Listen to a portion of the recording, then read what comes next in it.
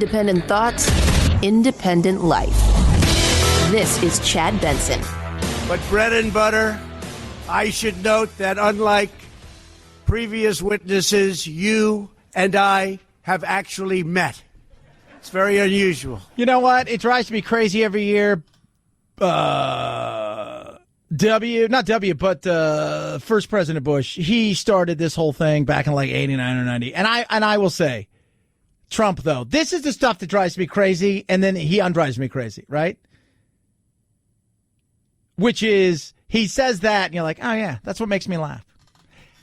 And that's what the Democrats don't get. That's right there what the Democrats don't get.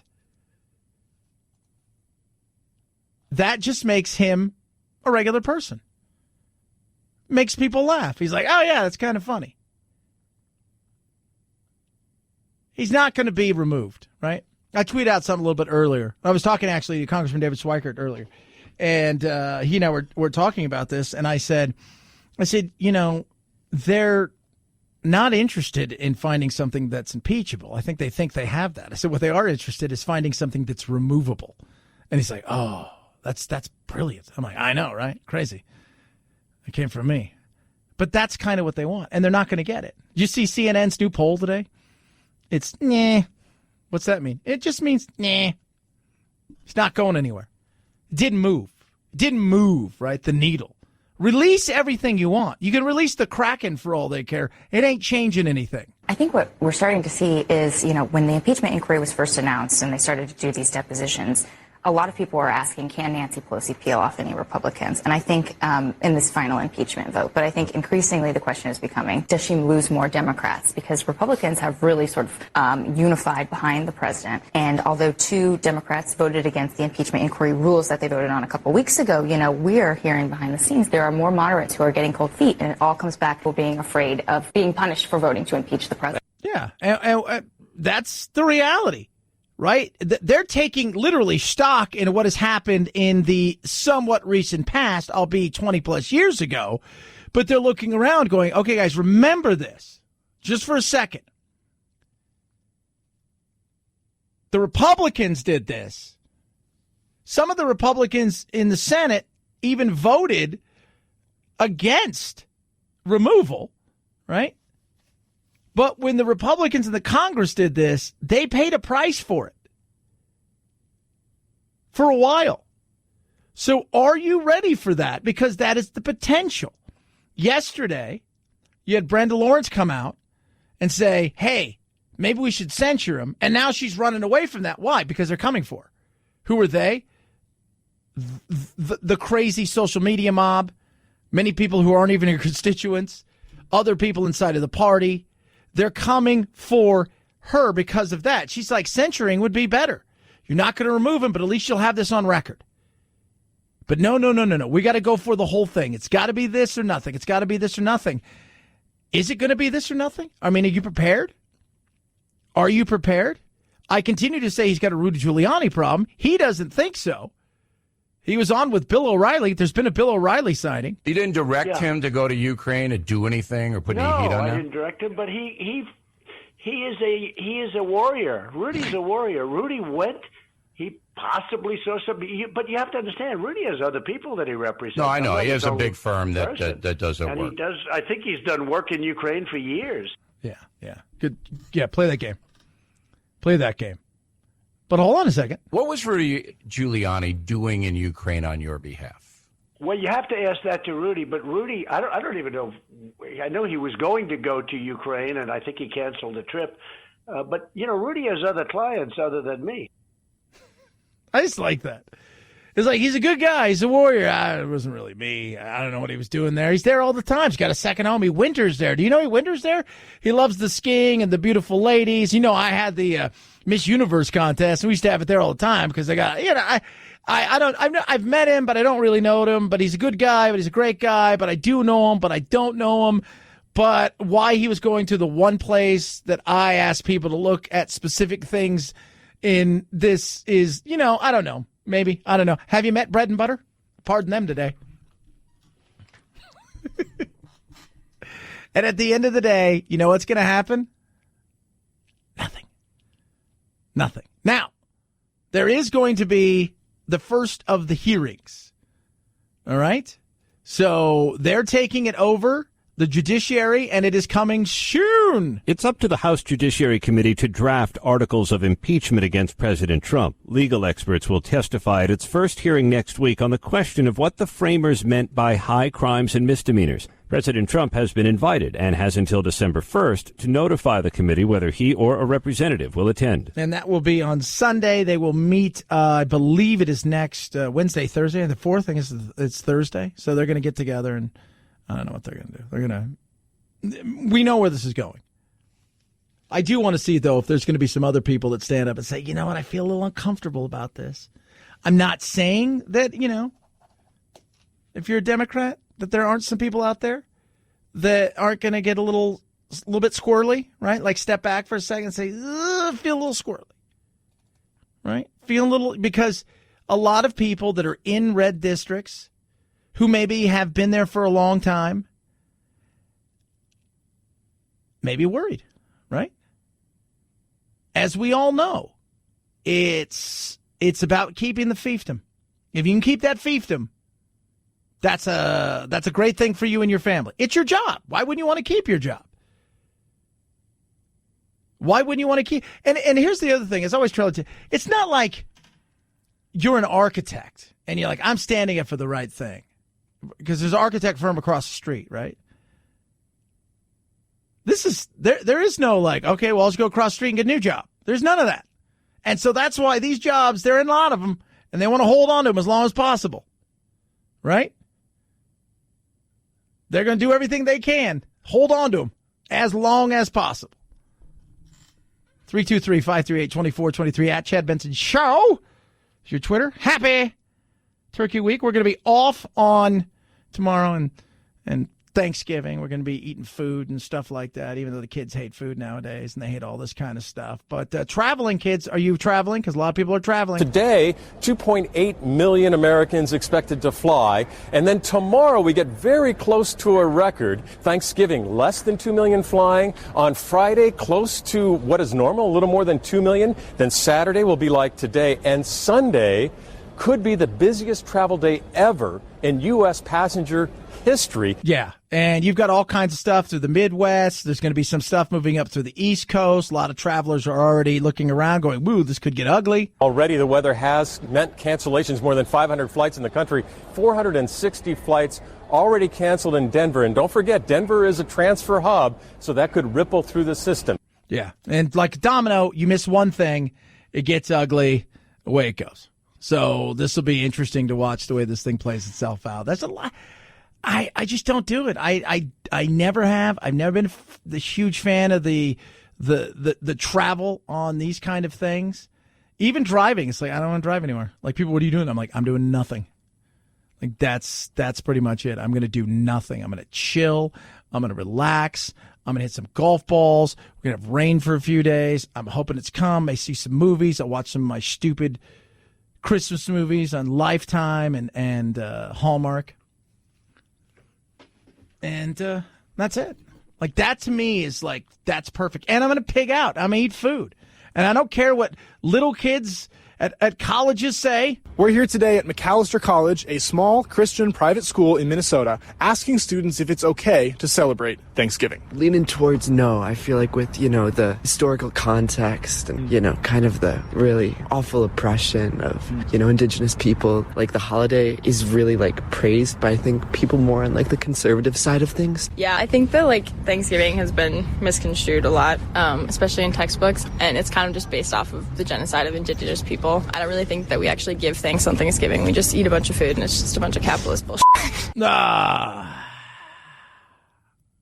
was talking to my buddy Gatos earlier, and I said to him, it's guilty white people lunch. That's what it should be called, right? It's guilty white people lunch. Call it whatever you want to call it, and it's not based on the genocide. Right? They were like, hey, I got a great idea. You don't go to Germany and they have we shouldn't do this. It's based on. No, it's not. Those things happen. It's in our past. It's in their past. Everybody's got a past.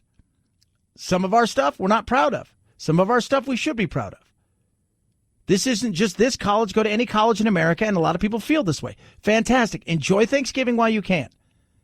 It won't be here for very long. It won't. It isn't. You know it. I know it. They're coming for it. Cancel culture wants it. Somebody tweeted at me earlier. Do you feel guilty? Nope. Why? I wasn't there. Right?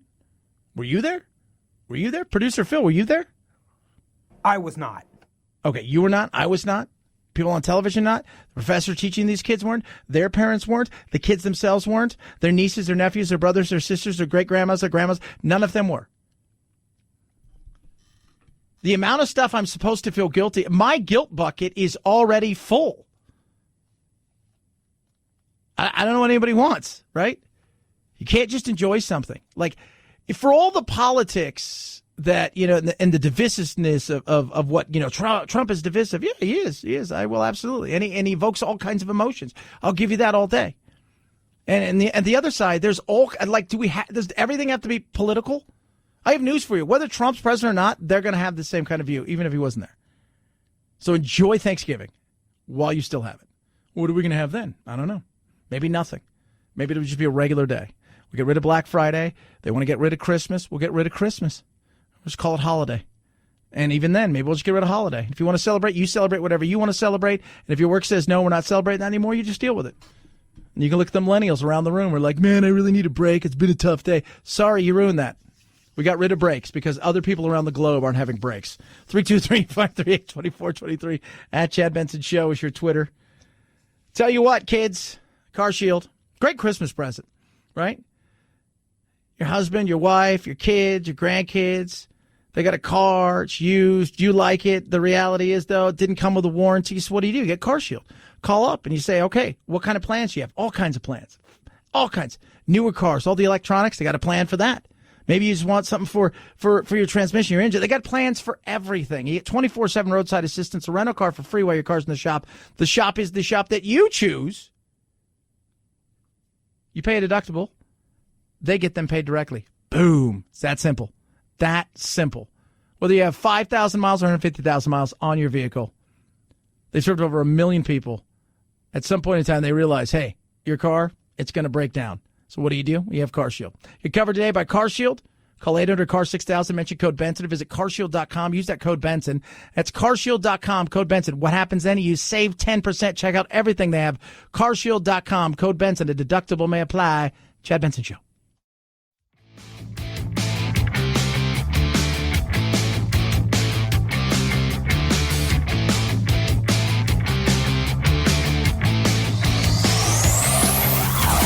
Check out our Chad Benson Show Facebook page where you can hang out or hang your grievances out to dry.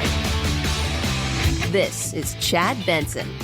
Police in suburban St. Louis say they were called to a home to free a small dog from an automated vacuum cleaner. A Roomba apparently sucked up the tail of a dog as it napped. Officials detail a chaotic scene. When they arrived, the dog yelping, a woman screaming, and a newborn crying. They were able to cut the fur from the dog's tail to free it from the Roomba. The dog appears to be fine, but score 1 point for the automated vacuum. Ryan Burrow, ABC News. That's how it starts, kids. Right? This is how it starts. Skynet, first thing they do is they get inside the vacuums because it's easy, right? Because it's just serving you, you think, right? It's just bouncing around your room. You've seen the new one now? It just kind of looks like a Zamboni. Just does, it's perfect. Just goes up and then turns around, comes straight back. It's how it starts. Next thing you know, you're sleeping at night, right? And it's on top of you trying to kill you. But feel free to enjoy your Roomba, if you will. Tell you what, this next bill, I think, was meant for that. For the first time, animal cruelty is a federal crime after President Trump signed a bipartisan bill into law. Animal rights activists praised the legislation, which was passed unanimously in the House and Senate, expanding a 2010 Obama law. Certain acts of animal cruelty will now be punishable with fines and up to 7 years in prison. Good. I was talking to Congressman Schweikert earlier. He said there's a lot of stuff that it's just...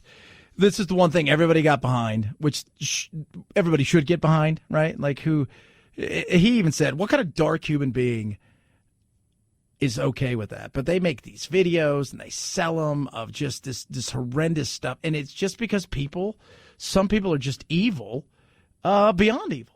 It's nuts. It's nuts.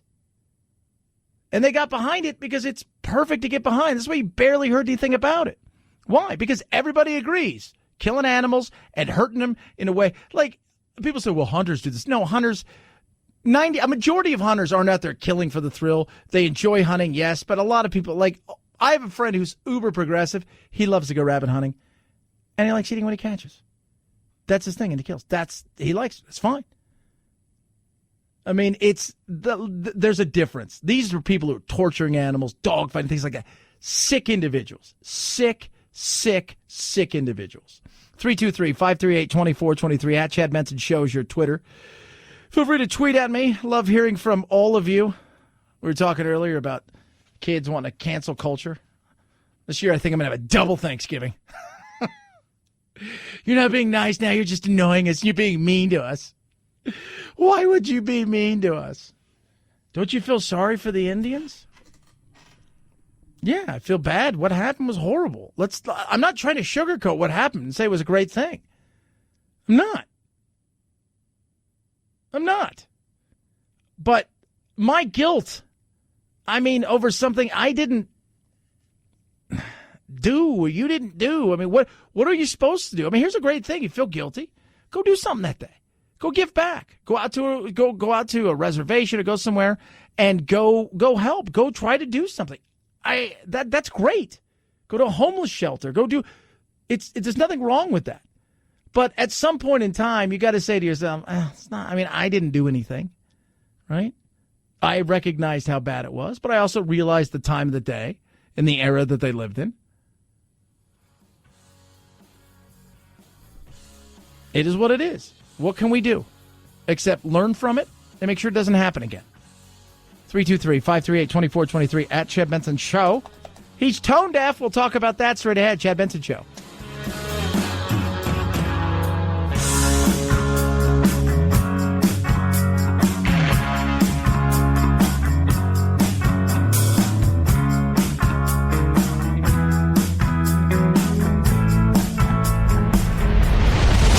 The Chad Benson Show.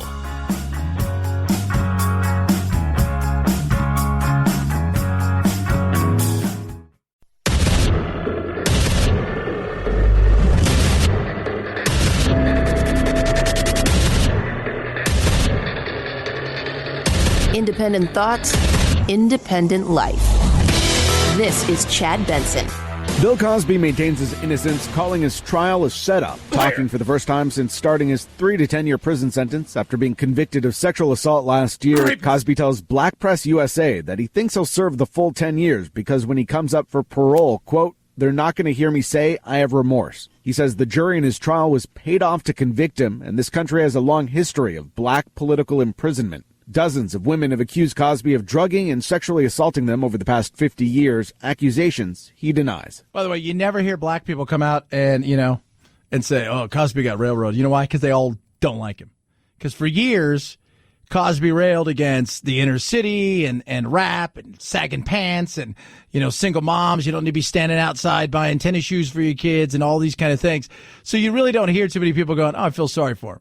And the other thing is because he's a horrible human being.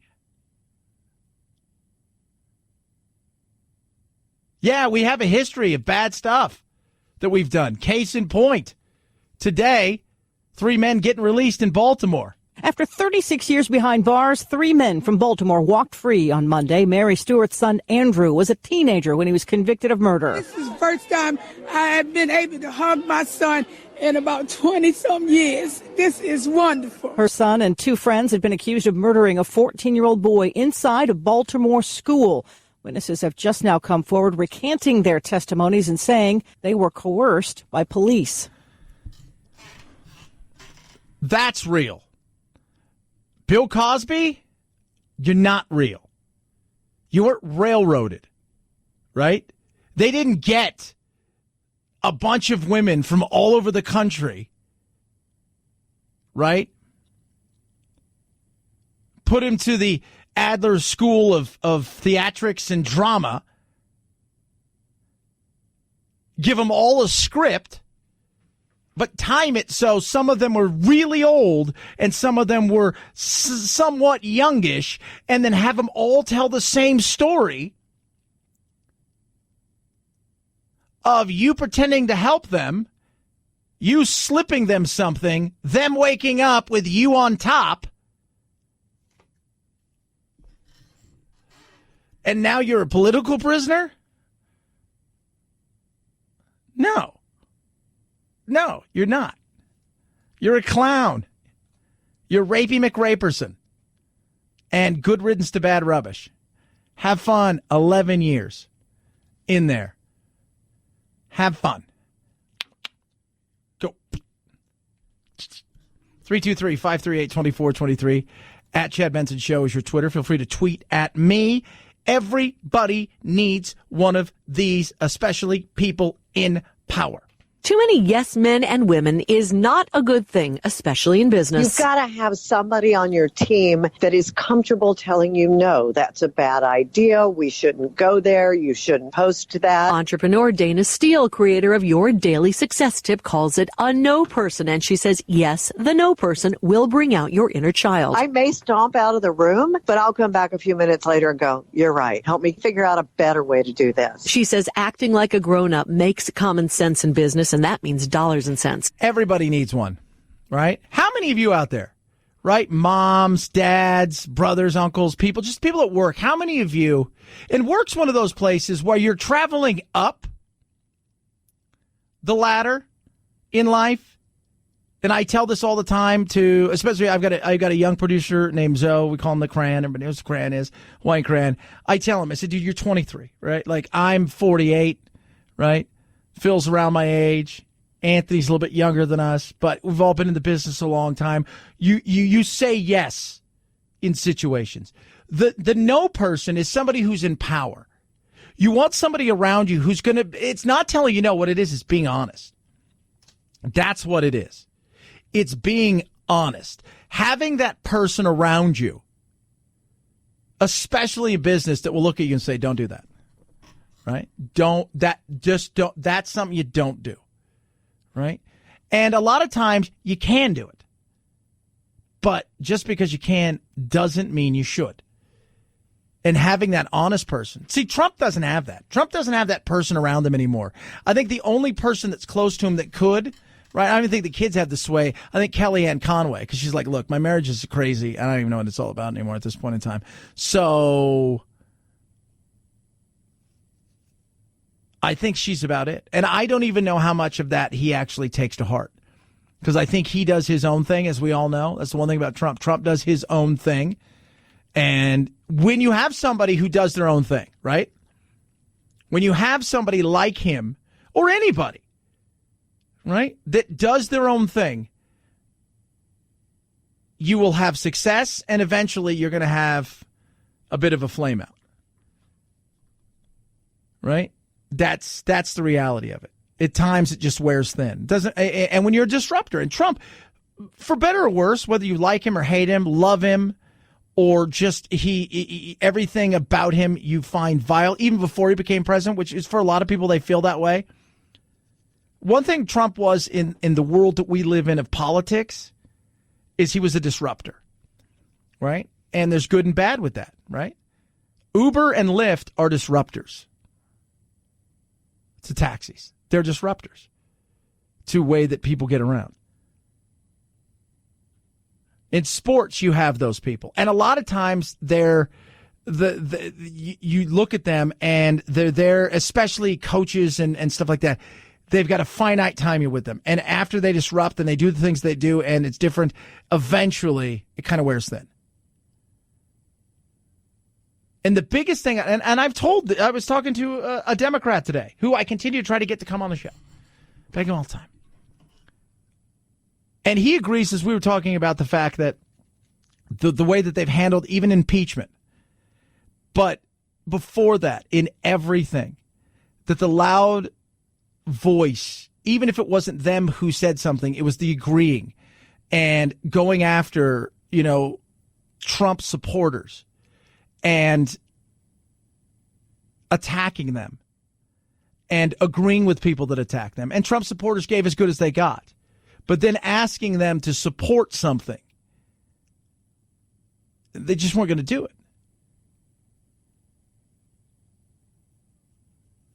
So even if he does flame out, even if people have had enough, and let's be real, I'm thinking even if he gets elected,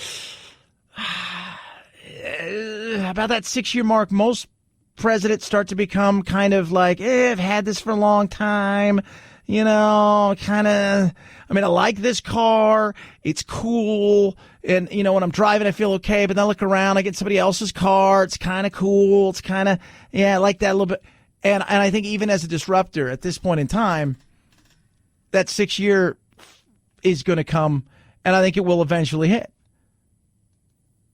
Is it going to hit tomorrow? No, I don't think so. And I think part of that, though, is what's allowed Trump to stay longer as far as his base following him is because not only is he a disruptor, but you've also went after his customer base in such a way that they're willing to stick it out a little bit longer.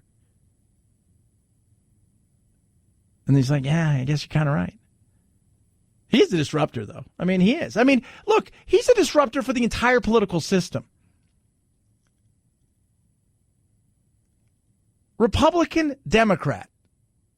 You think Mitch McConnell's like, oh, I'm super excited this guy's president. No. He's like, this guy drives me crazy. He must curse Trump 10 times a day. Because he's just as big a pain in the ass to him as he is to the Democrats. But he likes some of the actions, hates a lot of the rhetoric, right? Because what's it do? It brings more spotlight on him. 3 years ago, Mitch McConnell was just Mitch McConnell. He was another one of these, people that have been there forever. Now, on a daily basis, he's answering questions about the president of the United States and how he's got to defend him. He disrupts everything. Doesn't mean it's good. Doesn't mean it's bad. Depends where you are. 323-538-2423 at Chad Benson Show is your Twitter. Feel free to tweet at me. I love hearing from each and every single one of you. Bloomberg, he could be a disruptor if he wasn't so boring. Because Bloomberg's problem is he's boring. That's his big problem. Hey, listen, what we're focusing on is defeating Trump. The general election is in 6 states. That's it, right? It's in Wisconsin, Michigan, Pennsylvania, North Carolina, Florida, and Arizona. That's the whole general election. And right now, Donald Trump is winning. He is winning that election. It is very tough for people who don't live in New York or California to understand that, but that is what's happening. Yeah. Yeah. It's what's happening. It's what's that's the thing that people are like, I can't believe that this guy's winning. I can't believe he's winning. I can't believe he's winning. But when you're surrounded in a world of everybody thinks like you do, you can't believe that, oh my God, that he's winning. But you're not checking it all out. That's why this guy got into the race and decided, hey, I got to get into the race. Because he didn't think any one of these people is going to be able to beat him. Now you're hearing things where maybe Barack Obama, would try to do what he could to slow down or even stop Bernie. Let's be real. For all the craziness of the Republicans and their failure to do anything healthcare and Trump and how we're going to repeal, replace, the biggest threat to Obamacare across the board is Elizabeth Warren and Bernie Sanders. That's a bigger threat than who do you think is going to get their act together? Exactly. 323-538-2423 at Chad Benson Show is your Twitter. Feel free to tweet at me. Blink. So I got a huge sale coming up. Black Friday sale. Right? Cyber Monday. And you're going to be shopping across the board for all of these things and throughout the year up until Christmas time and then beyond. And you're saying to yourself, I should probably get something to protect my home. That's where Blink comes in. Those holiday deliveries, you don't want them sitting on their porch with nobody being able to look at them like you. So before you order anything, get Blink XT2 camera systems that are amazing. You can keep an eye on your holiday deliveries. Big sale, Black Friday through Cyber Monday event. You're going to, it is amazing. You're going to save a ton.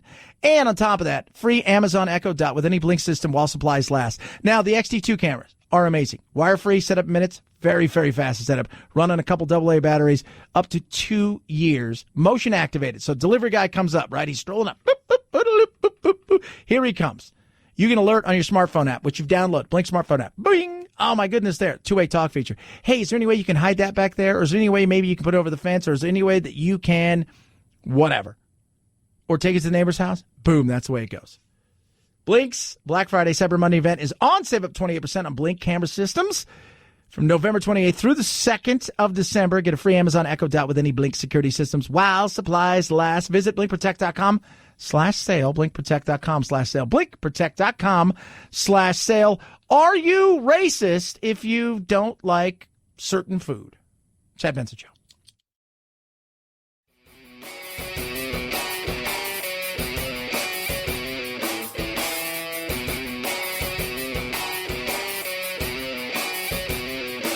Being antisocial sucks. Hang with Chad's friends on Facebook, The Chad Benson Show. And if you just need some alone time, head on over to Twitter @Chad Benson Show. Either way, we can't wait to meet the real you. In any event, I expect this pardon will be a very popular one with the media.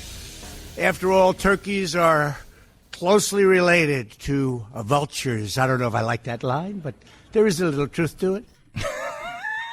I wasn't done, though. Thankfully, bread and butter have been specially raised by the Jacksons to remain calm under any condition, which will be very important because they've already received subpoenas to appear in Adam Schiff's basement on Thursday. Makes you laugh. Just a little bit. Just a little bit. 323-538-2423. @Chad Benson Show is your Twitter. Death. Crazy. Yes, I know. No one talk about it. I was reading a great article a couple weeks ago that in our minds, so everybody in the individual mind, you know death is real, but you, along the way, you believe you will avoid it. Isn't that weird?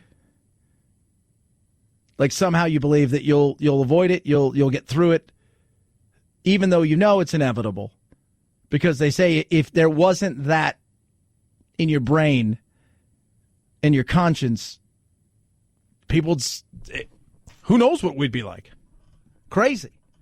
But life expectancy. In younger and older groups, children and older adults, mortality rates are going in the direction we'd like to see. But in this group, we have seen since the 1990s increases in death rates from a number of different causes. And that group is the middle, right? That 25, 54, 35, 64 kind of range.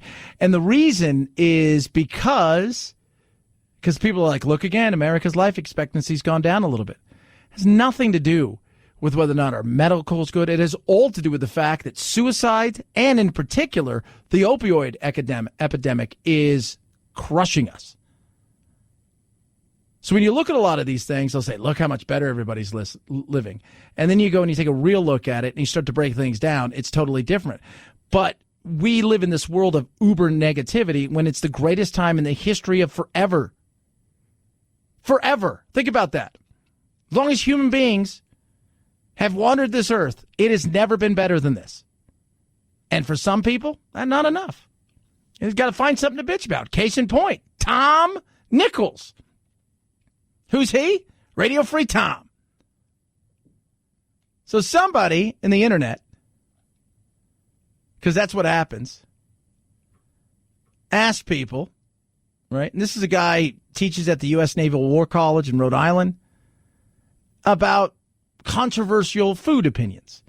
And he said, I think people often pretend to like non-American cuisines as a way of showing sophistication. I'm honest enough to say that my mostly Irish taste buds can't handle whatever it is that is called Indian in the UK, in the U.S. You may all continue with your outrage now. And sure enough, he got destroyed. Right?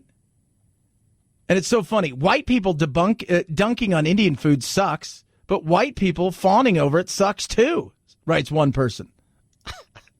Like, that's just, that's the kind of person, that person will never be happy. Ever. So wait a minute. If a white person likes it, that's awful. If a white person doesn't like it, it's awful. What's a person to do? It's like the people who hate Thanksgiving, but then they don't want to give it up, right? Because it's bad. Another person says, dude, really, dude? Where in India have you eaten? 1 billion fans can't be wrong. What if you gave the Indians all the opportunities in the world to eat a bunch of other food, and they said, we don't want to eat that? I'm just saying. I've lived in Europe for a long time, and I wasn't a fan of Indian food. The guys here, they're fans of Indian food. Me, not so much, but I have the palate of a 7-year-old. But apparently now, if you don't like some food, you're racist. Again, I only eat what I like. 323-538-2423. At Chad Benson Show is your Twitter.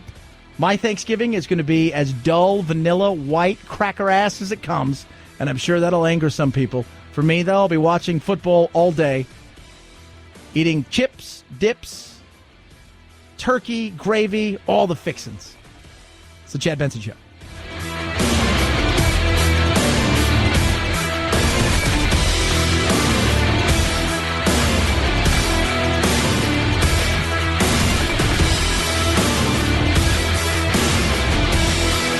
This is the Chad Benson Show.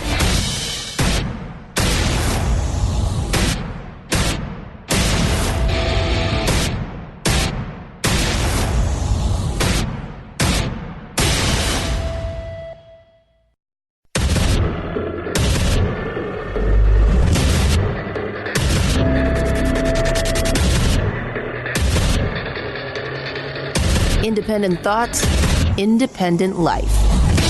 This is Chad Benson. I think what we're starting to see is, when the impeachment inquiry was first announced and they started to do these depositions, a lot of people were asking, can Nancy Pelosi peel off any Republicans? And I think in this final impeachment vote, but I think increasingly the question is becoming, does she lose more Democrats? Because Republicans have really sort of unified behind the president. And although 2 Democrats voted against the impeachment inquiry rules that they voted on a couple weeks ago, we're hearing behind the scenes there are more moderates who are getting cold feet. And it all comes back to being afraid of being punished for voting to impeach the president. What? You mean politics? Yeah, politics. Brenda Lawrence, Michigan, a woman who is a congressperson whose district hasn't had a Republican since 1948, has said, we should censure him. Impeachment removal is ridiculous. What? Yeah. Because this has nothing to do with right or wrong. This is all to do with politics. CNN today has their latest poll. Nothing changed. Everybody's exactly where they were. And the look on their face, like, I can't believe it. But the stuff with and then the guy's like, and I held the money, but I give it jeez. And it has, again, I don't think people that support Trump want Trump to get away with anything. What I do think is they don't like Adam Schiff and the way this has all gone about. They feel this is absolute politics, only based on politics. That's all it's ever been based upon since Trump has been there, is just getting him out of there. And because of a 3-year push to do all you can, they don't trust who's running the show. Well, Democrats are feeling increasingly optimistic and confident about the case that they've built against the president. But one key barometer they've failed on, which is getting Republican support. You'll recall earlier this summer, Speaker Pelosi, when she was resisting impeachment proceedings, said that one of the key barometers for her was strong bipartisan buy-in. But of course, at this point, it's not looking like any Republicans are going to be supporting impeachment, and the party as a whole will be unified coming out of this House process. Yeah. That's the reality of it. The reality is they look over there and they think, I don't trust him, and I don't trust her, and I don't trust the politics of it all. And I've said all along, if you want to get Republicans on board, there's a few things that you can't do, right? You can't have, in particular, Nadler, but really Schiff leading the charge, right? Secondly, and this is vitally important, you've never once gone to Trump's base and talk to them. For 3 years, you have gone after them. You've called them stupid, Nazis, all of these things, and then you expect them to get on your team because they're like, look, he's done something wrong. They don't care. You've made it personal, and because you've made it personal, it doesn't matter anymore. It doesn't. That's the reality of what you're looking at right now. It just doesn't matter. You've made it personal. They're not listening to anything you have to say because as far as they're concerned, you're only using them now to get something you want. And all the while, you've insulted them. You've looked down upon them. And then you wonder why, like, well, I don't know why they would be on my team. But I'm going to tell you why. Because you've treated them like crap. Oh, I don't know. Do you think that's really true? Yeah, I'm pretty sure it's really true. I'm going to go out on a limb and say it's pretty true. 323-538-2423 at Chad Benson Show is your Twitter.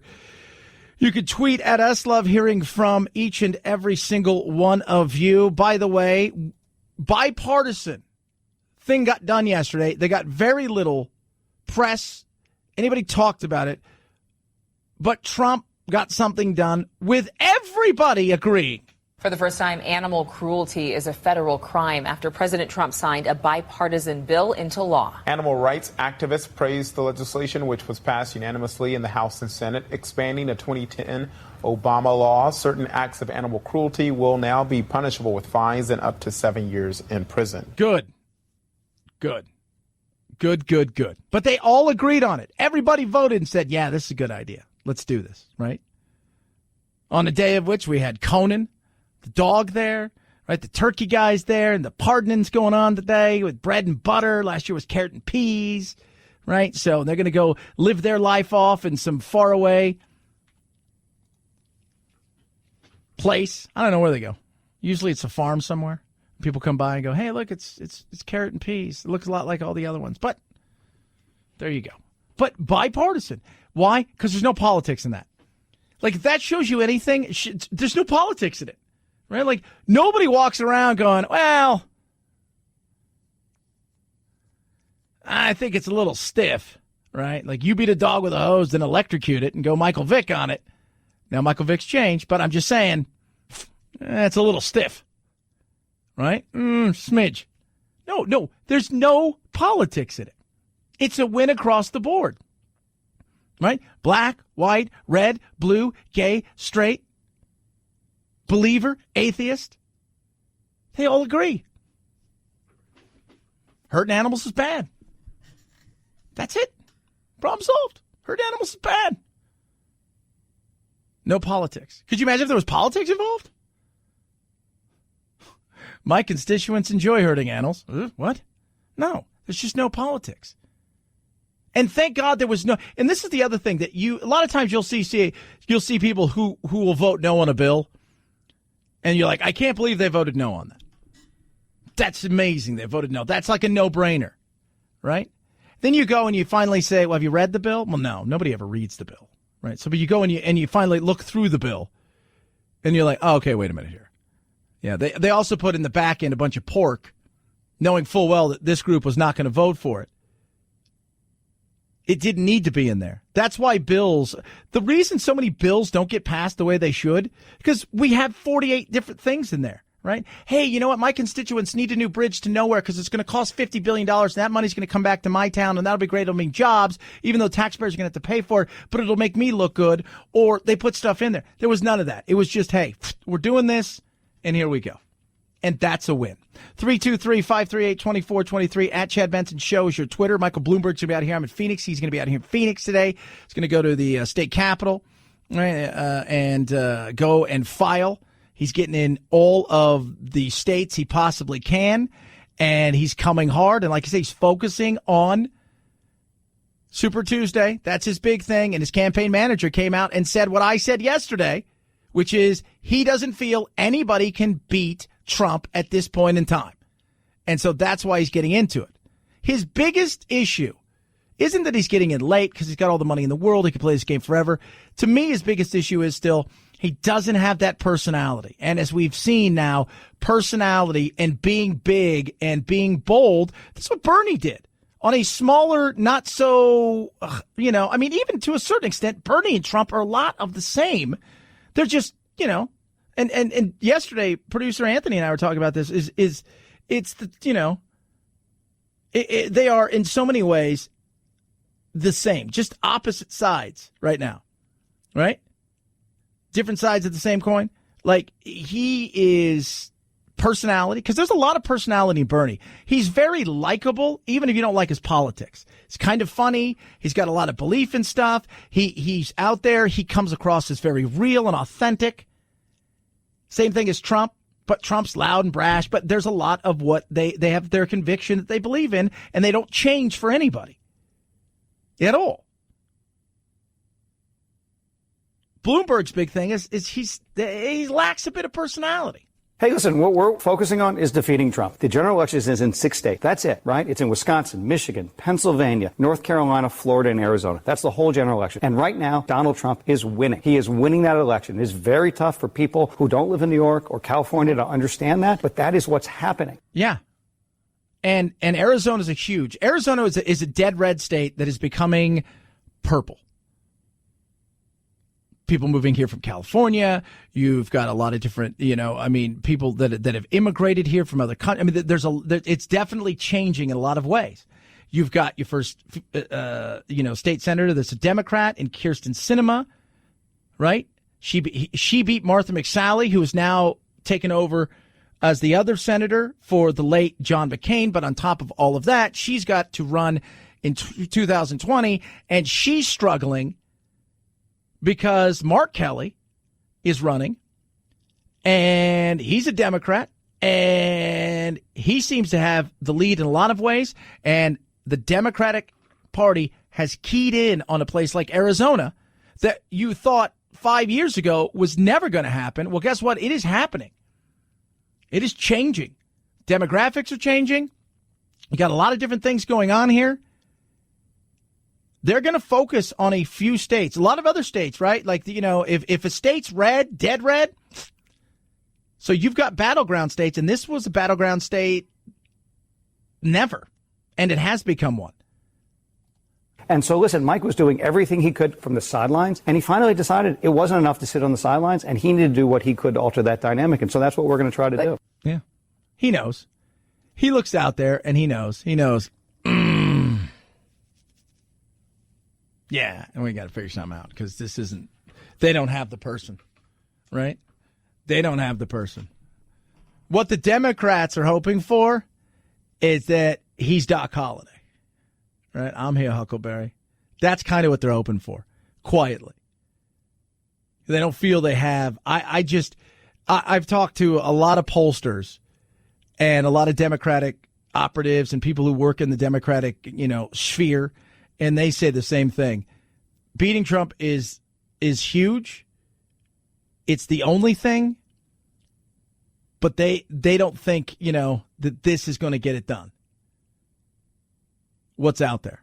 And if he survives this, by the way, if he survives, which I think he will, the entire impeachment thing and the removal, and that maybe it doesn't even get to the point where there is a removal. People just say, I will censure him or do something like that. If he does any of that stuff and he comes through on the other side, he's going to feel emboldened. And if we've learned anything about Trump, is he has a very long memory when he feels he's been wronged. 323-538-2423 at Chad Benson Show is your Twitter. E25s, Raycons, amazing. So Black Friday, huge sale. Cyber Monday, huge sale. Going on Raycons. Incredible. Absolutely incredible. So here's the funny thing is, I sit here and I tell people, like with my son, he's got his Raycons now, but he was very much into all of the other ones that you can buy that have the big names. And I'm like, dude, you're going to pay $300 for that. And these are like a quarter of the price and they're 100 times better. And he's like, wow, these are amazing. They are absolutely incredible. The sound quality that Ray J put together is amazing. You will love them. E25s are incredible. 6 hours of playtime, seamless Bluetooth pairing, more bass, more compact design. What's that give you? A nice noise isolating fit. Now's your chance. Try them, get them, love them. Buy them for your friends, your family, and for yourself this holiday season. Plus, you're going to save 15%. I said 15%. How do you get these amazing earbuds and headphones? Simple. Go to buyraycon.com/Chad. buyraycon.com/Chad. Buyraycon.com/Chad. At Chad Benson Show, Twitter, ChadBenson. Chad Benson Show.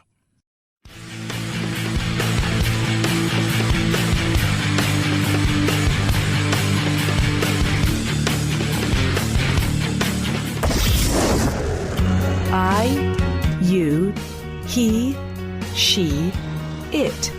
Lucy is a girl. Point of personal privilege. Please do not use gendered language to address everyone. Shut up, boo. Ain't nobody got time for this.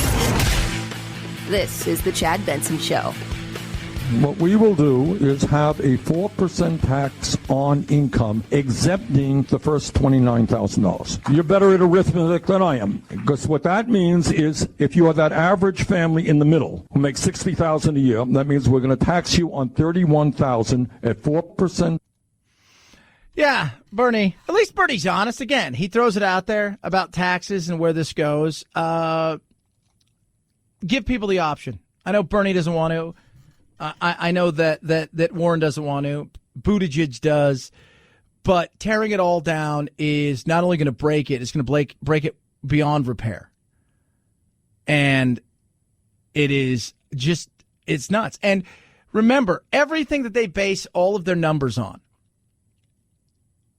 and that's all government, right or left, is if everything goes perfect and everything goes the way we think it's going to go, and nothing happens that would slow us down or the wheel could come off the bus at any given time because the wheel's head on by a little, it's mostly what holds the wheel on is hope and prayers, right? And then all of a sudden you find out you got to go through a bumpy patch and those things come off because that's what that is. You know what happens. Because once it goes away, the chances of getting it back are slim to none, and they're going to break it down and they're going to bust it up. And then they're going to look around and they're going to continue to come over and over again and ask everybody over and over and over again to pay the freight. It's going to be frustrating for a lot of people, right? Me, you, everybody. So we have no real say and we have to pay the freight. Ugh. I don't, no. I don't want to do that. And when it's not just because, yeah, you may pay 4% and you may pay 4%, but hold on a second here. We're going to get a tax over here. We're going to get a tax on this. There's going to be a value-added tax on something. Next thing you know, you start looking up and you're going, okay, well, my taxes only went up so much as far as my personal income.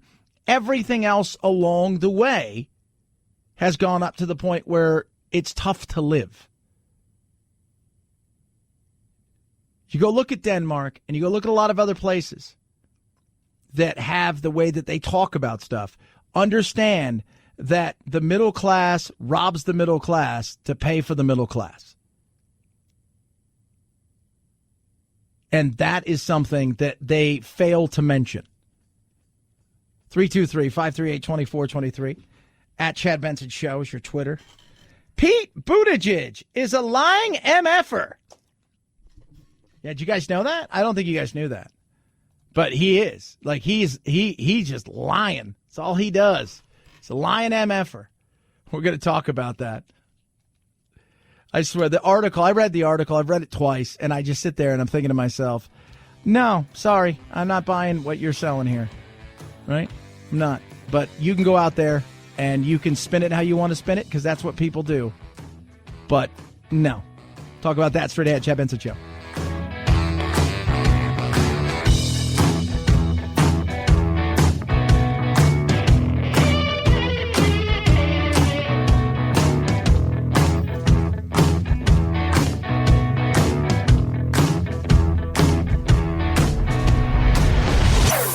Chad Benson Show.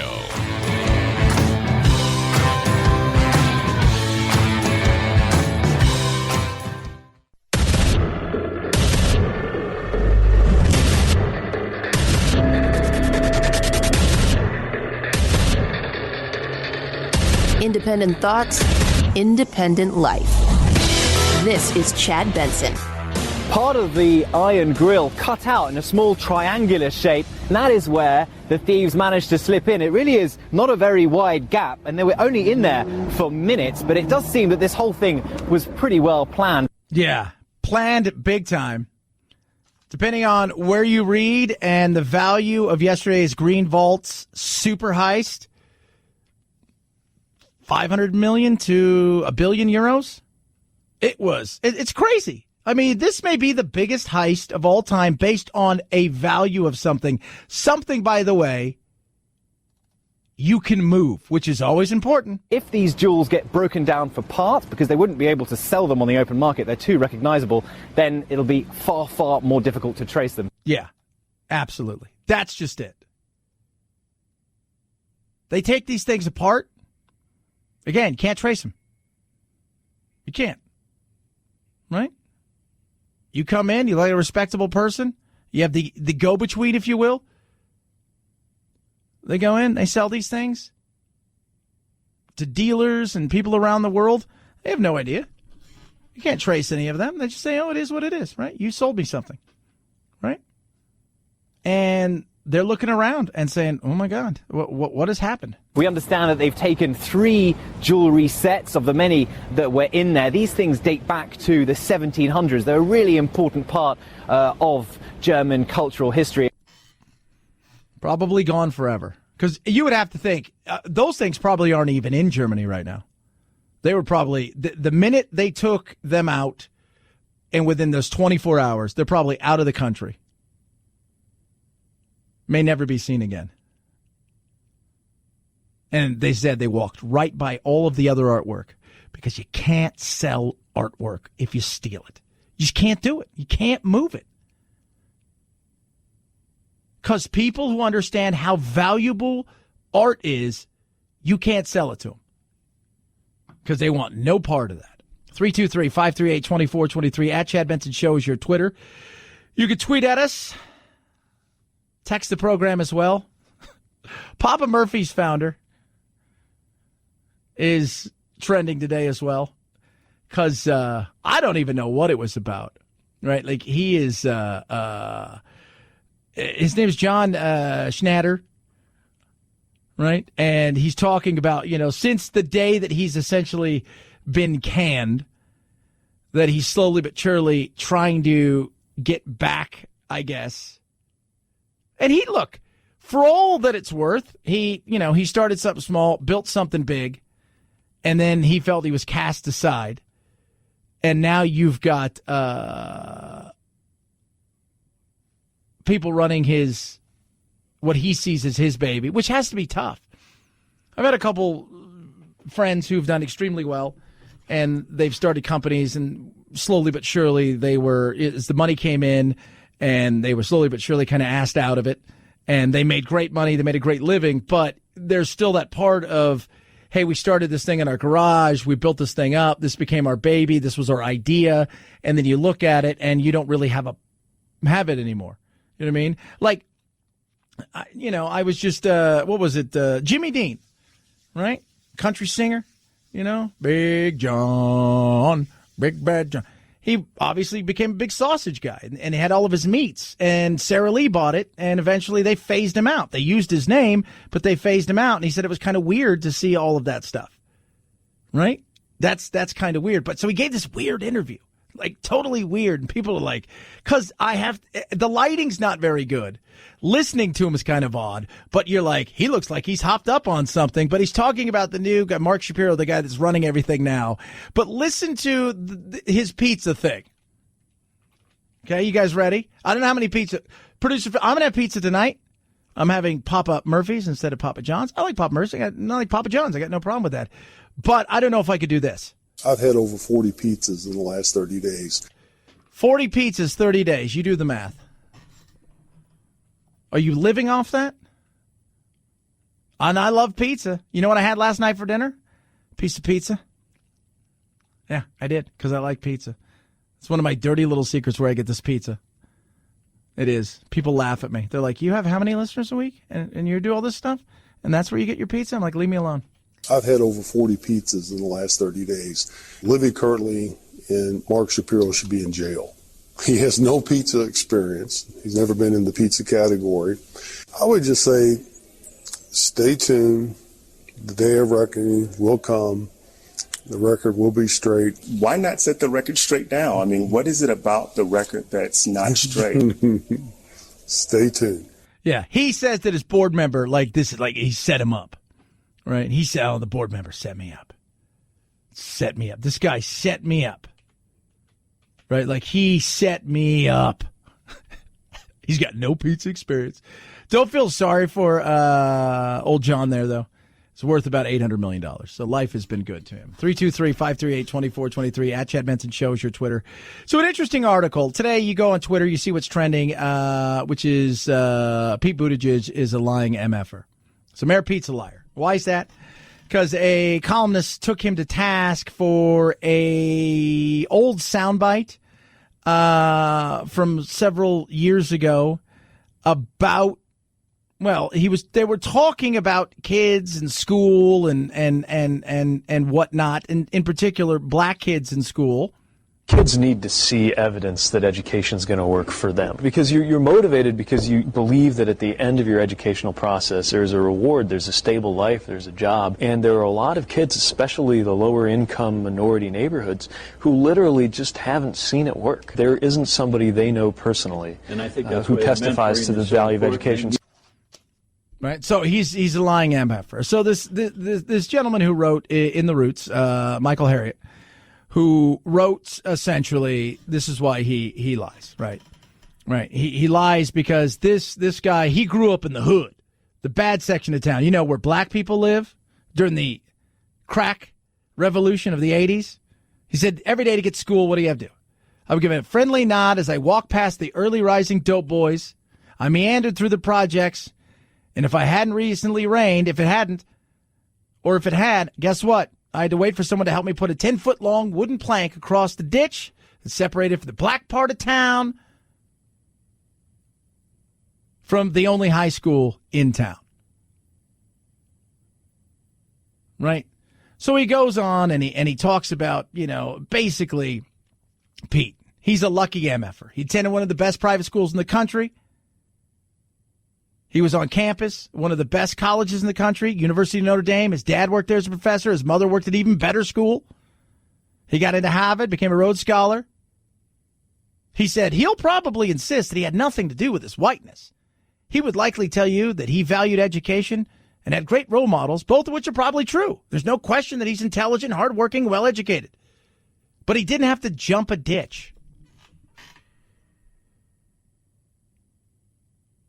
And when you listen to his argument of why Pete's a lying MFer, you just sit there, right? And he talk like he goes on to talk about how much less, $23 billion less in funding than the majority of white schools. Well, why is that? Because a lot of times has to do with what? Property value. And you go and you look at the property values because of the taxes that come off and the revenue that comes off of those property values. That's what's happened. Black kids are harshly disciplined compared to white students. Yeah, that's been true in the past. But then you start breaking things down in a much different way. He says, no, it's not because this Michael Harriot guy says, it's not because of the fact that they don't have role models. Well, that's absolutely true, right? Look, good kids, quote unquote, from the good families, sometimes they do bad things and they go bad. And sometimes kids who come from bad neighborhoods, if you will, as he wants to point out, they do extremely well. In fact, the majority of the time, they do okay. And people act like if you go to East St. Louis, right, or you go to Compton, that everybody there's a criminal. That's not true. Is it tougher in most places than a lot of other places? Absolutely. It totally can be. Come on now. We're not idiots. But when you see success and you realize that it comes from hard work and people show you some of those things and what it's about. I'm not saying that there isn't advantages. Hell yes, there's advantages. There's advantages in a lot of different things. But when you're around people who are successful. There's a big study out from Stanford and Harvard and Yale talking about that even if you're a single mom raising a child, boy or girl, but the neighborhood that you live in and your kids' friends all happen to have father figures or fathers in their lives, that child will benefit from that. But nobody wants to ever bring these things up. It's uncomfortable, right? Yeah, Pete Buttigieg, he's definitely had advantages. 100%. But just because you have an advantage doesn't mean you take advantage of the advantage. You go and look at the Asian communities, how much more money they earn, how much more educated they are. We never talk about that. Right? It always becomes white versus black. We never talk about any of these other things. Because if it can spoil a narrative and take away some sort of victim, oh my God, no. I'm saying it all along. You know, it's like with all of this college fix BS that's going on, right? You know, the varsity blues thing. If you really want to put people in a situation where they're actually going to do good, sticking them in jail isn't going to be the answer. Putting them in a position where they've got to go out and give back and pass on a lot of what they have learned, as well as money, and show people, is far better than, hey, we're going to stick you in jail. We're going to show you the disparity between, rich and poor and all this stuff. You should suffer. No, have them get out there, see what it's like, put them in positions to be helpers. Passing on knowledge is so much better. Did he lie? I don't know what he lied about. Or did he just say something that made people feel uncomfortable? 323-538-2423 at Chad Benson Show is your Twitter. You can tweet at me, your love, your hate. You can text the program as well. Car Shield. It's holiday season. It's the holiday season. And boop-dee-doo, blah-dee-dee-blah. Cars are so crazy complicated now. Computer systems, things I have no idea, right? Like when I was younger, I had my Bug, like my old Bug. I had a 65 Bug. It was awesome. It was like Lego parts. Like, oh, this thing fell off. Snap it in. And I'm not mechanical at all. Now it's just like, So I have Car Shield. 24/7 roadside assistance. Rental car for free while my car's in the shop. Shop I choose. They get them paid directly. You pay a small deductible. And they have all kinds of protection. All affordable plans help you save thousands for cover repairs, including the computers and the GPS, the electronics, and so much more. So your car has 5,000, 150,000 miles. What are you waiting for? 1 million customers. That's what Car Shield has helped. It will help you. Make sure you choose the right plan for what you're looking for. Get covered by Car Shield today. 800-CAR-6000. Mention code Benson, right? Or go to carshield.com, carshield.com. When you do that, and you use code Benson, it saves you 10%, whether you call them or go to the website. Check out the plan that's right for you. Carshield.com, code Benson saves you 10%. A deductible may apply. Chad Benson Show.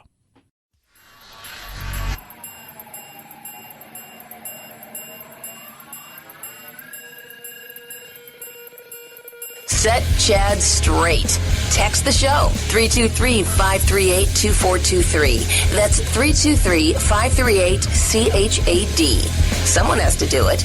Might as well be you. The Chad Benson Show. I spoke to the director of the Green Vault earlier today, and he was saying that in his view, looking at the footage, you could kind of sense that these guys were making their way for these diamonds specifically, thinking that they would have the best possible value on the black market or wherever they intend to sell them. Yeah, well, they're not going to take them home, put them inside their room, right? By the way, so that big vault, the Green Vault, as they call it, in Dresden, it was robbed yesterday. We talked a bit about it, talked a little bit more about it. Just came out a little while ago. This is the amount of insurance they had on all of these things. Zero insurance on priceless gems and artifacts. Zero is the amount of stuff. Like, what do you have? Zero. And I'm curious because it seems like, I don't know if all these pieces were, because remember, a lot of times you go to these museums and the pieces of art and jewelry and things like that. Some of them are donated. Some of them are on loan. So I don't know if all of these pieces were part of the German government and the country that owned them, or if it was a bit of both. But could you imagine going, okay, so let me tell you a story, yeah? Okay, so remember the times they broke in, the little guys, they scurried in and they stole all this stuff? Yeah. One of your pieces was in the stuff, and because of that, we are sorry, but would you take a check? How much? $1. €1, that's it. Yeah, no. 323-538-2423 at Chad Benson Show is your Twitter. Feel free to tweet at me. Something that Trump needs.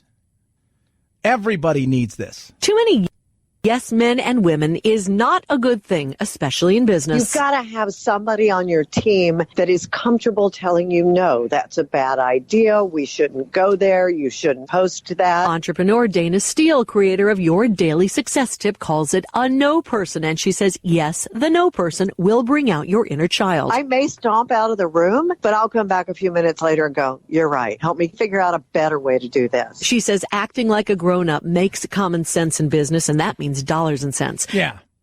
That's what I've said when I look at Trump is, who's that person? He hates being told no. The problem is he's in a position where he can anybody, or eventually they get frustrated with him. And if you're going to have a no person in your life, and you should, everybody should have a no person in your life. And not that person should always be no, right? Like no matter, even if it's the right idea, that they say no. But it's somebody who's willing to tell you the truth. That's the most important. Somebody's willing to look at you and say, you know what? I understand why you're coming, but no. This is not the, like somebody should have looked at Prince Andrew last week. And he's like, I do believe I'm going to do this for the BBC and explain all the situation with Epstein. And somebody looks and should have said no. But you've got to be able to listen to them. And every once in a while, you're going to override their no. That's why you get to be the boss. But you need somebody who you can count on giving you honest advice. Somebody who's willing to look at you, right? And to say, you know what? I'm not talking to the president right now. I'm talking to Donald. Don't do this. And I don't think he has anybody left there. I just don't think he does. Somebody who's willing to look at you and say, no, you don't wear that. It's awful. 323-538-2423. At Chad Benson Show is your Twitter. By the way, the Epstein thing, hilarious. More Americans now feel he was murdered than thought he committed suicide. The power of media and truth. Chad Benson Show.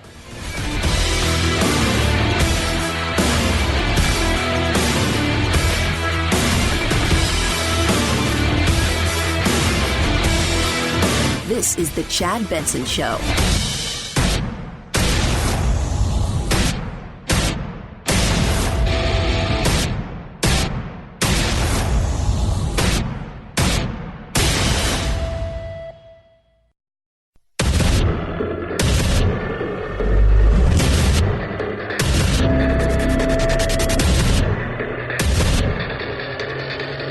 Independent thoughts, independent life.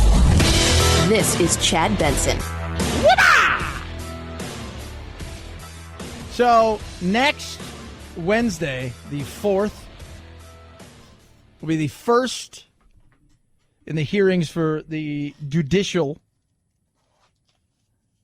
Committee to start going over articles, how they're going to write this thing up when it comes to impeachment, what the process is going to be. It's going to focus on the definition of impeachable offenses and the formal application of the impeachment process. But I don't know And look, they've tried to lay everything out. But if it were up to you, would the articles of impeachment, should they be written, focus only on Ukraine? We're focused on, as obviously, the constellation of issues around Ukraine, as well as the blanket obstruction of Congress vis-a-vis the Ukraine investigation. Now, there's been more obstruction of Congress that goes beyond Ukraine. There's also the obstruction of justice that Mueller wrote about so extensively. And there are other violations of the Constitution that we will need to consider. I'm not at this point prepared to say what I'll recommend. Yeah. So we'll start to get a breakdown. But all of that being said, nothing's changed, right? Nothing has changed. You got Brenda Lawrence, who is a congresswoman from Detroit, who, they haven't had a Republican there representing them since 1948.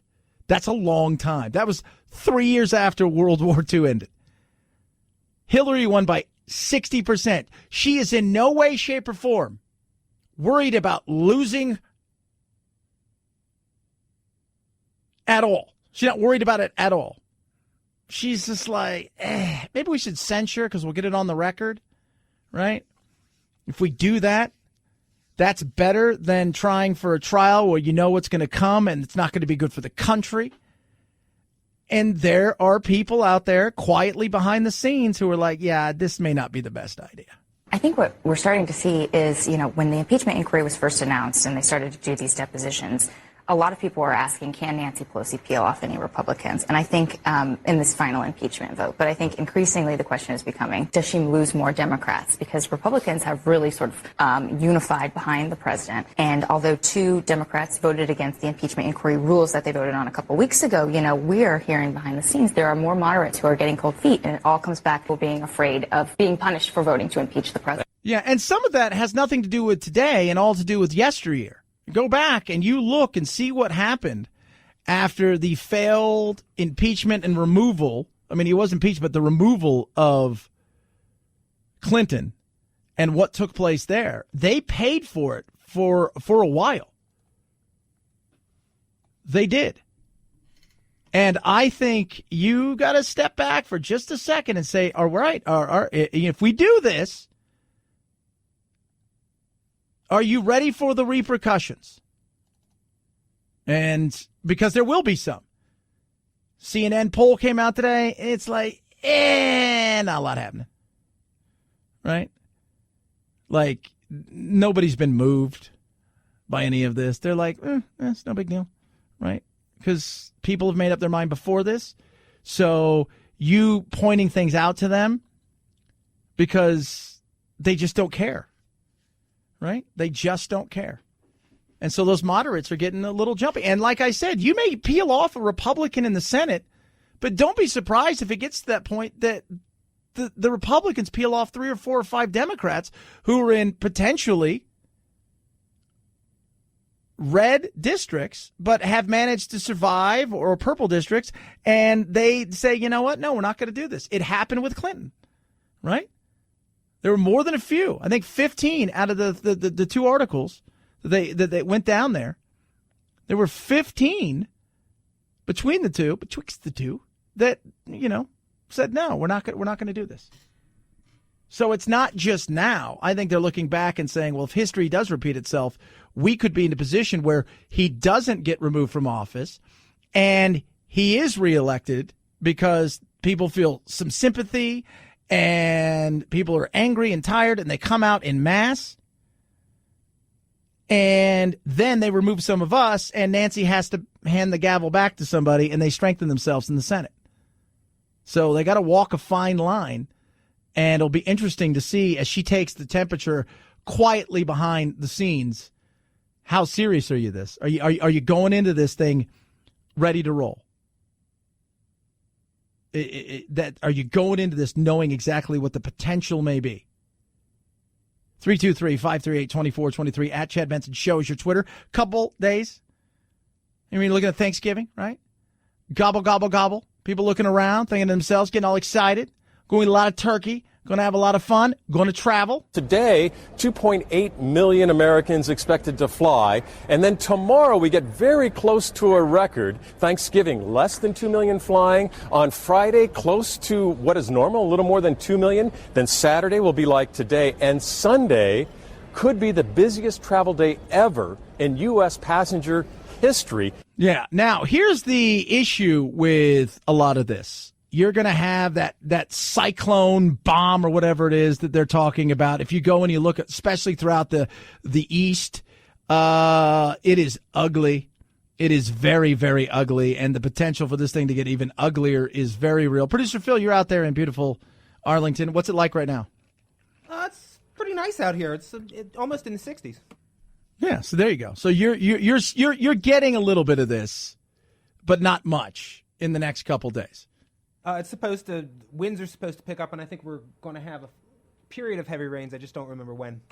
Yeah, and I'm looking here. They're saying 21 million people are under some sort of winter advisory. And like a domino, you miss a few here, you miss a few there. Next thing you know, it's ugly. Ugh. Already, the weather has meant cancellations. More than 500 flights in the country, 460 flights already canceled in Denver. And don't forget, Denver is a transfer hub, so that could ripple through the system. Yeah, absolutely. And then you've got to lay on other agents, right? You know, we need more TSA agents. Our placebo effect at the airport. They have added officers, and they are using overtime. Now, they've dealt with 2.8, 2.9 million, but never a record of 3.1 that's going to come on Sunday. They say they're prepared. It's going to be a challenge.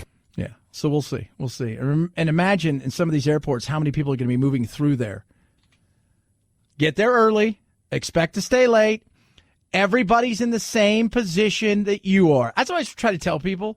Like, people get pissed and angry, and you're like, everybody else is in the same position, right? Like, you're not the only one on the plane that's trying to pass somebody. We're all getting to the same place at the same time. It's crazy. That's why I choose not to travel this time of year. That's why I choose to sit back, relax, and watch the insanity of parades. I'm kidding. With gusty winds in the Thanksgiving forecast, NYPD Chief Rodney Harrison said he'll make a game day decision whether the 16 giant character balloons can fly in the parade. We have people from all around the world, not just out of town, all around the world coming to watch this event.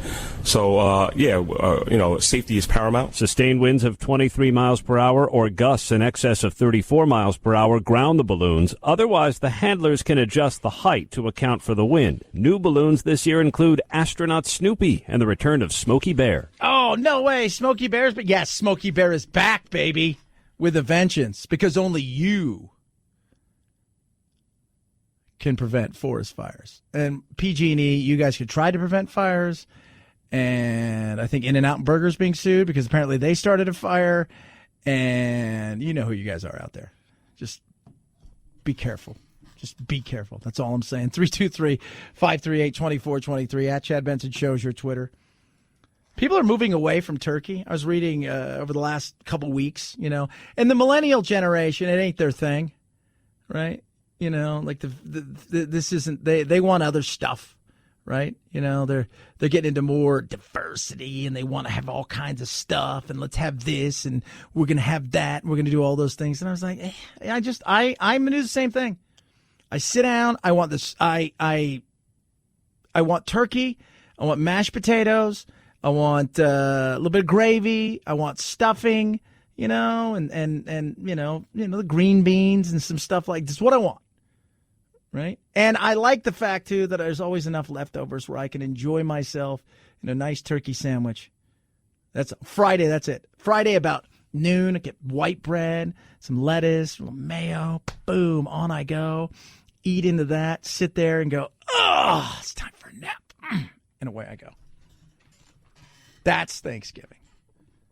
No, it's not, Chad. You need tofurkey, and you need a little bit of this, maybe some hummus. I'm like, oh, well, that's your Thanksgiving. Mine is not, right? What did I see a little while ago? That they've got ornament for your beard now? Because I've got a beard. And I'm like, that is the dumbest thing in the world. Like, who would do that? And then I remembered, oh, God. Now, Phil, you may remember this because, I don't know, you followed wrestling. What was his name? Captain whatever? And he used Lou to have, Albino? remember the rubber bands and stuff in his beard? That I don't remember. Oh God, I just remember. I'm like, why would anybody do that? But that's where we are now. The millennials like ugly fashion because they think it's funny. Okay, boomer, and they want to get rid of Secret Santas. I don't know if you guys saw that because the anxiety is too much for them. So they want to get rid of those Secret Santas. It's all too much. It's just all too much. But they do want to have ugly sweaters, and now they want you to have ornaments in your beard. I refuse to do that. 323-538-2423 at Chad Benson Show is your Twitter. Feel free to tweet at me. Huge sale coming up. Blink. Black Friday through Cyber Monday. So you're going to go out and you're going to spend a ton of money on Christmas, and you're not going to protect your presents because they're going to be delivered at home, and you're saying to yourself, what was I thinking? You're thinking, blink before you buy. That's what you're thinking. The XT2 security systems are amazing. Great for your holiday package deliveries, and great to protect your house all year long. But you know you're going to get a lot of stuff at home. Want to make sure it's taken care of, and you're going to save big. And on top of that, while supplies last, free Amazon Echo Dot. Boom, wire free, set up in minutes, fast. And 2 AA batteries run for up to 2 years, motion activated. So let's say the delivery guy comes up, you get an alert on your Blink smartphone app. Boom, it pops up. You're like, oh, there it is. And you have a two-way talk feature. You can say, hey, can you hide that back there? Can you do this? It's pretty much the most incredible thing. Now is your chance. Enjoy the savings. Blink Black Friday Cyber Monday event is out. Save 28% on Blink cameras and systems from November 28th through December 2nd, and get a free Amazon Echo Dot with any Blink system while supplies last. Visit BlinkProtect.com/sale. BlinkProtect.com/sale. BlinkProtect.com/sale. Chad Benson Show.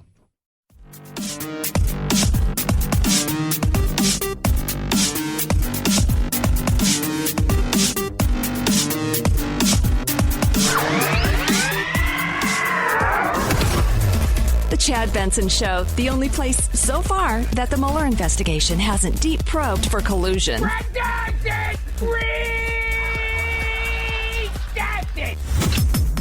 Stay tuned. This is Chad Benson. The president's making an argument on executive prerogative, and he's saying he's trying to defend the presidency from these investigations and what he says are totally unfair. In these 3 tweets, the president is saying he would like to have people like Don McGahn, Mike Pompeo, Rick Perry testify, but he says that he has to preserve it for future presidents. So he's really wrapping himself up in the institution of the executive, the institution of the presidency. Yeah, well, Don McGahn is going to essentially have to testify, at least as of now. And she went on, the judge said, you're not the king, Alan Dershowitz said. Talking about how the president's not the king. Of course the president's not the king. The president's far more powerful than the king. The president has the power that kings have never had. He's very, very powerful office, and the framers wanted it that way. That's why they required for impeachment very strict criteria to be met. And we don't live in a parliamentary democracy where Parliament can just vote to remove a leader, a prime minister. So this decision itself has no big impact. All it means is people have to show up, and then they can invoke the privilege. Yeah, there you go. So he's not the king. He would like to think he's the king, right? The Republicans, you say all the time, he thinks he's the king, Obama does. He thinks he's the king. He's not the king. No. We've got the situation here that they're going to talk about next week, and then they're going to decide. I don't think it's 100% that, I mean, I still think, it's 85 to 90% as far as impeachment. I mean, he's not going to be removed. I think we know that by now. And I don't even know at this point in time, based on where I see all the polling data, if there was some shock that he's going to be removed. I think we're at the point now where it's, sorry, we're going to have an election next year. You might not like it. You might hate it. Might drive you crazy. But that's kind of where we're headed. See? Listen to Dershowitz. You're not the king. You have more power than the king. Oh, that's got to set people on the left just, oh my God, no, he's got more power than the king. Stop letting him live in your head rent-free. Joy, it's Thanksgiving time. Smile on your face. Don't talk about politics with your family. You don't need to do any of that stuff. You can sit back. You can eat food. You can be jolly, right? Get ready for Christmas or holiday or whatever it is that you're doing, right? Just do all of that stuff, right? Just enjoy the time with your family. That's it. It's a good thing. Kids enjoy times with their family. Is it okay to celebrate Thanksgiving? No. Yeah, it's probably not as bad as Christmas or Easter, but I don't know. So you think Christmas and Easter are worse than Thanksgiving? Yeah, definitely. They don't celebrate Christmas and Easter. Sure. That sucks. Don't do it, Phil. Don't celebrate Christmas or Easter. Why would... Who said... Ah, God. Younger generation ruins lots. I wonder if my mom used to say that. I wonder if she said, hey, you guys are ruining everything. I don't know. She probably said I'm ruining her life, which I always thought I did anyways. I was that. My mom didn't really want. But I don't think she said you're ruining everybody else's life. This other generation really believes that their lives are being ruined and that they're ruining other people's lives. 323-538-2423 at Chad Benson Show is your Twitter. We've got more from them. What do Native Americans feel about Thanksgiving? A lot of stuff, kids. Gobble, gobble. Chad Benson Show.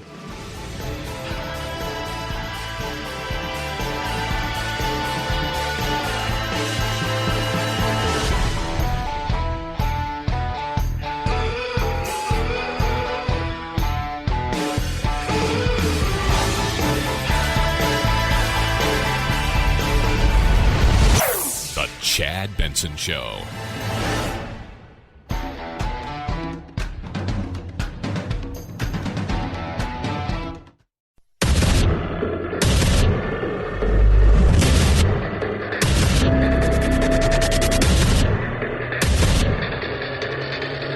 Independent thoughts, independent life. This is Chad Benson. Most of American history depicts a hospitable first Thanksgiving. 1621 grateful pilgrims in the New World offer a warm invitation to Usamiquin and members of his Wampanoag tribe. But the chairman of the Mashpee Wampanoags calls that depiction a myth. You know, we sent 90 men over to the first settlers to see why they were shooting guns and practicing arms. To say, hey, what are you preparing for? And they were preparing for some kind of war to take our people down. And so we sat down with them to have a discussion and let a feast. Yeah, the feast. First Thanksgiving. We know what happened, right? Some people don't want to celebrate. I got no problem with that, right? I understand.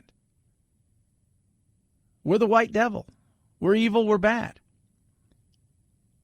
That's a lot of people feel that way. A younger generation. Look, Thanksgiving is on borrowed time. Christmas is on borrowed time. You don't think so? It is. And think about this. We're talking about going to space one day. How about this, guys? I want you guys to think about this for a second. 300 years from now, Buzz Aldrin, Neil Armstrong will be looked at potentially the same way that Columbus is. Those evil, evil, evil, evil people. Some elders say the so-called first Thanksgiving is not worth celebrating. It's the one day out of the year when all of America bows their head and gives thanks for everything that was taken from us. We, the Wampanoag, welcomed you, the white man, with open arms, little knowing that it was the beginning of the end. Yeah. A lot of kids feel that way. Across the country. Right? That's what they're being taught. It's the worst thing. Something that you had nothing to do with. Something that had absolutely nothing to do with you. That you should feel guilty of. And I don't.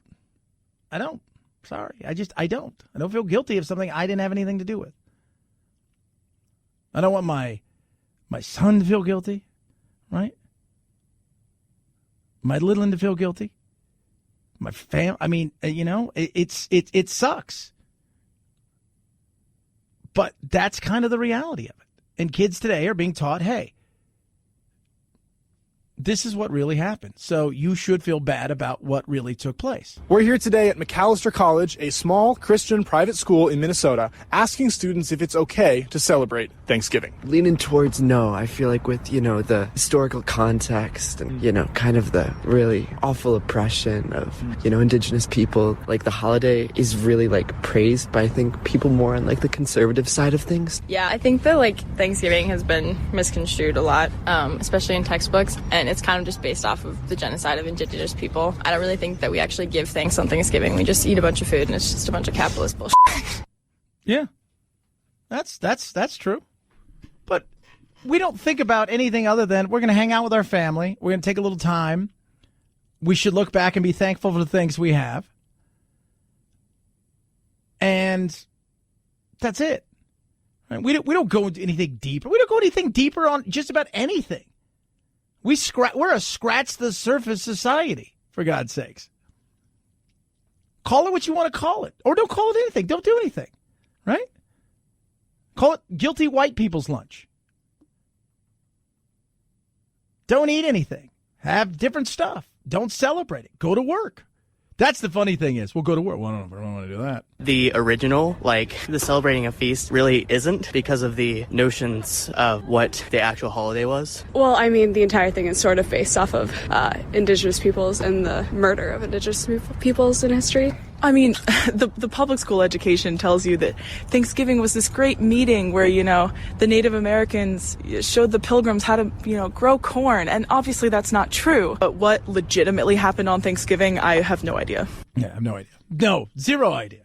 Zero idea whatsoever what really happened. We're going to say that it was pretty much all our fault. And we're all bad people. And then if you've come from any of that, then you're a bad person. And everything's bad, right? White people are bad, America's bad, but we like what America gives us, but we don't really like what America gives us. But we like some of the stuff, but we don't like some of the stuff. I'm telling you guys, Thanksgiving, super borrowed time. Christmas, very borrowed time. What other holidays are unethical? Columbus Day. Christmas break, it should be labeled as winter break in general, but most schools are celebrating as Christmas break. Do you celebrate these holidays? More or less. Yeah. Well, I mean, I don't want to miss out on anything. I mean, if everybody else is doing it. More or less, I kind of do. Yeah, that's it, Call it whatever you want to call it. Or don't participate. Go to work every day.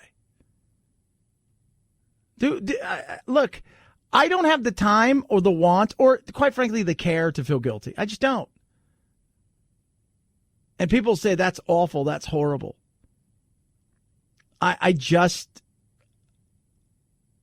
You're talking about things that happened hundreds of years ago, and it's your fault. It's just all your fault, right? It's all your fault. It's completely your fault.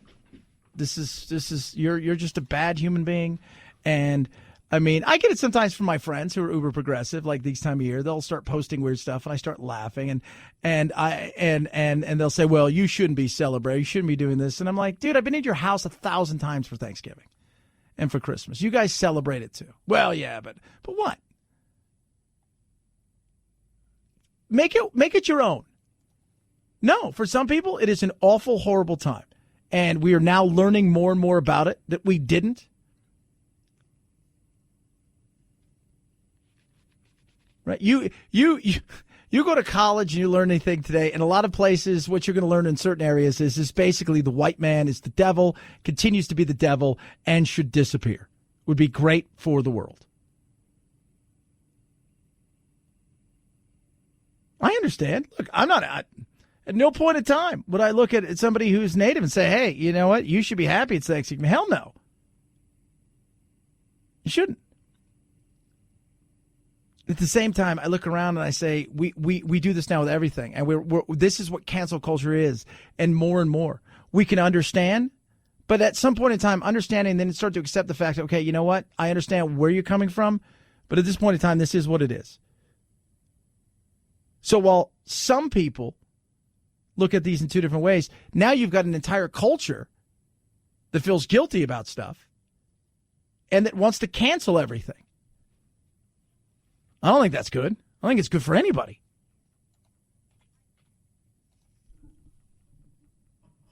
I look out. I say to myself, we can have empathy, We can have understanding.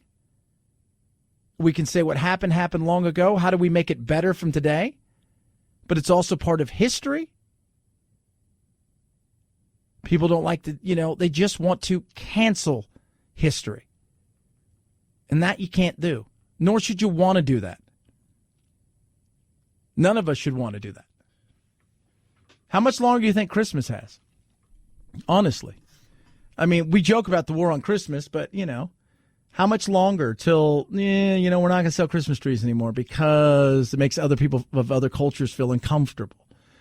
And we're not going to have Thanksgiving anymore because of the connotation of yes, you're giving thanks, but the reality is it's because of genocide and you could start. And then now all of a sudden you start going through, well, what other countries can we start canceling some of their cultures? Because they've done stuff in the past. We act as if we are the only nation that's ever done anything wrong. And instead of saying, well, let's learn from it, let's figure it out, let's get the truth out there, and then let's try to move forward. Instead, what we're going to do is we're just going to cancel everything. It's the best thing for it. Oh, yeah. I think it's coming. I think at some point in time, sooner rather than later, cancel culture is going to arrive here, and they're going to say, we're going to get rid of this because it's the right thing to do. It is. And you're like, oh, we are? Yeah. Yeah. We're going to get rid of these. This is the right thing to do. Somebody just tweeted at me, you should feel bad. Why should I feel bad? Why? I didn't do anything. You didn't do anything. Looking back, do we wish things could have been different? Absolutely. But the reality is this is the world we live in. This is the world we live in now. We live right here, right now. This is where we live. Oh, yeah. But, man, maybe they should call it white guilt lunch. Let's sit down and have our white guilt lunch. Feel bad about our white guilt, right? But it's more than just that. It's a day to sit around and feast and overeat. Thanksgiving, it's like we didn't even try to come up with a tradition. The tradition is we overeat. Hey, how about at Thanksgiving we just eat a lot? We do that every day. Oh, what if we eat a lot with people that annoy the hell out of us? Oh, he's anti-family. There's a lot of people, right? Like you get around with people. Just try to figure out. Make it what your day is that you want to be. But I think at this day and age, we need to look around and go, yeah, there are things that have happened in our country, in our history, that looking back at it, we can't change it. Isn't our proudest moment. But continually bashing and going after and trying to cancel culture, everything, no matter what it is ridiculous. And it doesn't do any of us any good whatsoever. Not you, not me. And it's good to hear people out in situations because there are people out there who look at this in a much different way. And by the way, there are Native Americans out there who look at this and say, yeah, we celebrate Thanksgiving too. And, all white people think that we were all friendly and best friends with each other. You find out, no, we weren't. Long before white people got here, we were attacking and killing each other. No, yeah. So let's learn. Let's try to move forward. But stop with the guilt. And the funny thing is, you're guilty, but you're going to enjoy every second of it, right? You're not going to go work extra hours unless they're paying you extra money. You're not going to say, oh, you guys go ahead. I'm going to stay here and study at school, or I'm going to work, even for free. I'm going to do this. Stop it. 323-538-2423 at Chad Benson Show is your Twitter. You can tweet at me. It's not very nice, Chad. I'm just saying, call it what you want. Call it whatever kind of, hey, it's guilty white bill day. Feast. Guilty white feast. There you go. Change the name. Car Shield.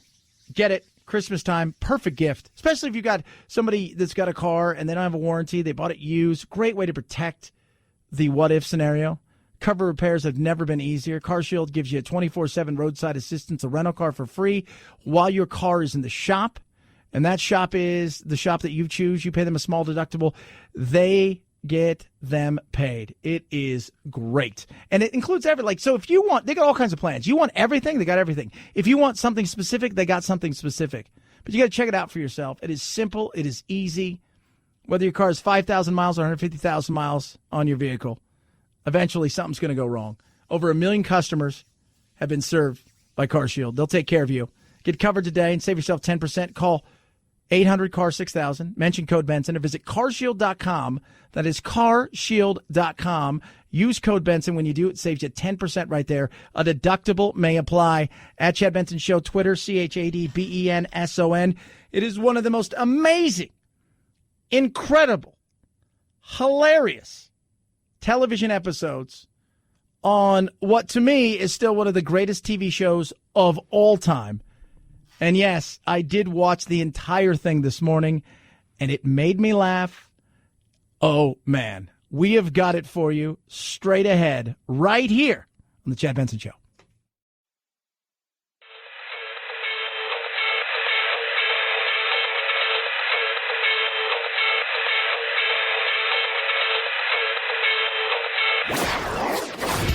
Don't let the Washington Beltway strangle you. This is where the exhausted majority comes to refuel, realign, and reevaluate. This is Chad Benson. It was one of the greatest television episodes of all time. By the way, based on a true incident that took place out of an Atlanta radio station. Hilarious, to say the least. Hugh Wilson, one of the creators and writers on WKRP, was talking to somebody who told him about the incident. He said, "Thank you very much. You just won me an Emmy." But truly, one of those things when you think of classic, iconic moments in television shows, it gets no better than this. Have yourself an amazing and fun Thanksgiving, and be kind to each other. I'll talk to you next Monday. Ladies and gentlemen, boys and girls, friends of all ages, the Turkey Drop, WKRP. And now it's time to go to our live remote man on the scene at the Pinedale Shopping Mall for the big WKRP Turkey giveaway. So, take it away, Les Nessman. This is Les Nessman, your man on the scene here at the Pinedale Shopping Center where the excitement is mounting. We're here to witness the big WKRP Turkey Thanksgiving giveaway. Hey, you got permission to be out here? What? You're blocking my store here, buddy. Don't you know who I am? I'm Les Nessman. I won the Buckeye News Hawk Award last year. Good for you, Buckeye. Now get out of my doorway. I'm sorry. Creep. So far, so good, huh? I'm here with hundreds of people who have gathered to witness what has been described as perhaps the greatest turkey event in Thanksgiving Day history. All we know for sure is that in a very few moments there are going to be a lot of happy people out here. Now, the crowd is curious, but well-behaved. And I think I hear something now. The crowd is moving out into the parking area. And, oh yes, I can see it now. It's a helicopter. And it's coming this way. A helicopter? It's flying something behind it. I can't quite make it out. It's a large banner. And it says, Happy Thanksgiving. From WKRP.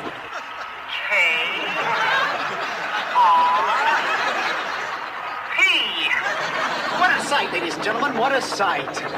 The copter seems to be circling the parking area now. I guess it's looking for a place to land. No, something just came out of the back of the helicopter. It's a dark object. Perhaps a skydiver plummeting to the earth from only 2,000 feet into the air. The third. There's no parachutes yet. Those can't be skydivers. I can't tell just yet what they are, but... Oh, my God, they're turkeys! Oh, Johnny, can you get this? Oh, they're crashing to the earth right in front of our eyes! One just went through the windshield of a parked car! Johnny, this is terrible. The crowd is running around, pushing each other. Oh, my goodness! Oh, the humanity! People are running about. The turkeys are hitting the ground like sacks of wet cement.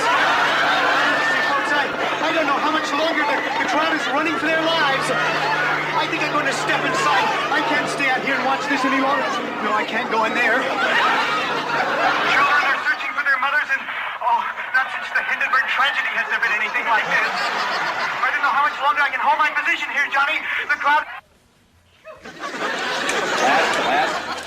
Les, are you there? Les isn't there. Thanks for that on-the-spot report, Les. For those of you who just tuned in, the Pinedale Shopping Mall has just been bombed with live turkey.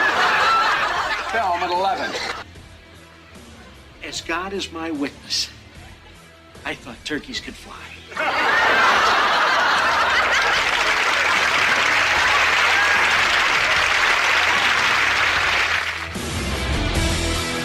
This is the Chad Benson Show.